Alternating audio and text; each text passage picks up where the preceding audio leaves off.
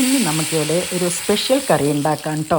ഇത് തിരുനെൽവേലിക്കാരുടെ സ്പെഷ്യലാണ്. തിരുനെൽവേലി താളകം എന്ന് പറയും. തിരുവാതിര സമയത്താണ് അവിടെ തിരുനെൽവേലി എല്ലാവരും ഈ ഒരു കറി ഉണ്ടാക്കും. നമ്മുടെ തിരുവാതിര മാതിരി തന്നെ, നമ്മൾ തിരുവാതിരയ്ക്ക് പുഴുക്കൊക്കെ ഉണ്ടാക്കില്ലേ, അതേമാതിരി. ഇനി ഇതിലേക്കായി നമുക്കൊരു മസാല റെഡിയാക്കണം. അതിനായിട്ട് ഞാനിവിടെ ഒരു പാൻ അടുപ്പത്ത് വെച്ച് 2 ടേബിൾ സ്പൂൺ മല്ലി അതിലേക്കിട്ടു. പിന്നെ എരിവിന് ആവശ്യമായ, ഞാൻ കുറച്ചധികം മുളക് എടുത്തിട്ടുണ്ട്, ചെറുത് എരിവില്ലാത്ത മുളകാണ്.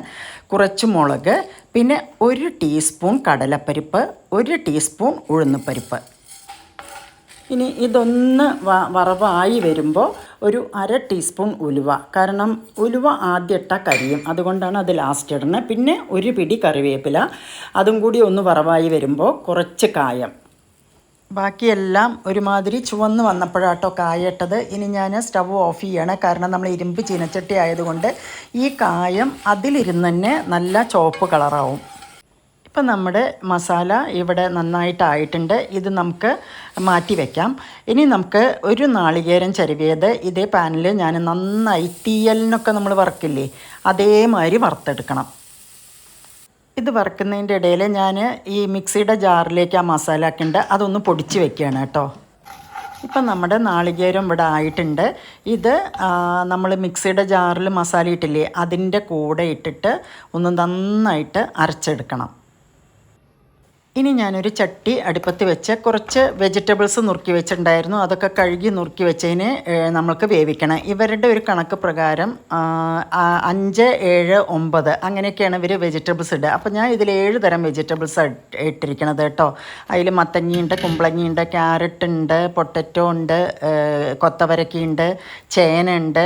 അങ്ങനെ നമ്മുടെ ഇഷ്ടത്തിനുള്ള കിഴങ്ങ് വർഗ്ഗങ്ങളും ഇടാം കേട്ടോ. ഏതാ നമ്മുടെ ഇഷ്ടത്തിലുള്ള വെജിറ്റബിൾസ് ഇടുക. ഇനിയിപ്പോൾ കുറച്ച് വെജിറ്റബിൾ ആണെങ്കിലും കുഴപ്പമില്ല. ഇതിപ്പോൾ അവരുടെ ഒരു കണക്ക് പ്രകാരം ഞാൻ 7 തരം ഇട്ടു എന്നേ ഉള്ളൂ.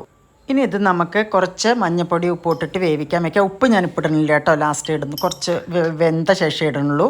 ഇത് ഒന്ന് പകുതിയിലധികം വെന്തിട്ടാണ് ഞാൻ വഴുതിനങ്ങ ഇടുന്നത് കേട്ടോ, കാരണം വഴുതിനങ്ങ ഭയങ്കര സോഫ്റ്റ് വെജിറ്റബിൾ അല്ലേ. നമ്മുടെ വെജിറ്റബിൾസ് എല്ലാം ഇവിടെ ഓൾമോസ്റ്റ് വെന്തിട്ടുണ്ട് കേട്ടോ. അപ്പം ഞാൻ ഇനിയിപ്പോൾ അതിലേക്ക് വഴുതിനങ്ങ ചേർക്കുകയാണ്. വഴുതിനങ്ങ ഇട്ടല്ലോ, അതിൻ്റെ ഒപ്പം തന്നെ ഇനി നമുക്ക് കുറച്ച് പുളിവെള്ളം ചേർക്കാം കേട്ടോ. പാകത്തിനുള്ള പുളി, വല്ലാതെ പുളിയാക്കരുത്, അപ്പോൾ ഇത് കറിക്ക് ടേസ്റ്റ് ഉണ്ടാവില്ല. പാകത്തിന് പുളി പിഴിഞ്ഞൊഴിക്കുക.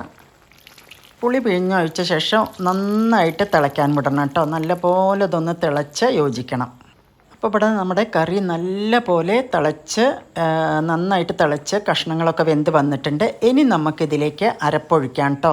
ഞാൻ ഉപ്പ് ചേർത്തത് വീഡിയോയിൽ പെട്ടിട്ടില്ല. ഉപ്പ് പാകത്തിന് ഞാൻ പുളി ഒഴിച്ച ഉടനെ തന്നെ ഉപ്പും ചേർത്തിരുന്നു. ഇനി ഈ കറിയിലേക്ക് ഞാൻ കുറച്ച് എള്ള് നല്ലോണം വറുത്തിട്ട് പൊടിച്ച് ചേർക്കുന്നുണ്ട് കേട്ടോ. ഇതിൽ എള്ള് ചേർക്കുക എന്നുള്ളത് നിർബന്ധമാണ്, അത് ഒരിക്കലും വിട്ടുപോകരുത്. ഇതൊന്ന് മിക്സിയിൽ ഒന്ന് ഫൈൻ പൗഡറായിട്ട് പൊടിച്ചിട്ട് നമുക്ക് ഈ കറിയിലോട്ട് ചേർക്കാം. നമ്മുടെ കറി ഇവിടെ നല്ല പോലെ തിളച്ച് റെഡി ആയിട്ടുണ്ട്. ഇനി നമുക്ക് ഇതിലേക്ക് ഒരു വറവ് തയ്യാറാക്കണം. സിമ്പിൾ വറവാണ്.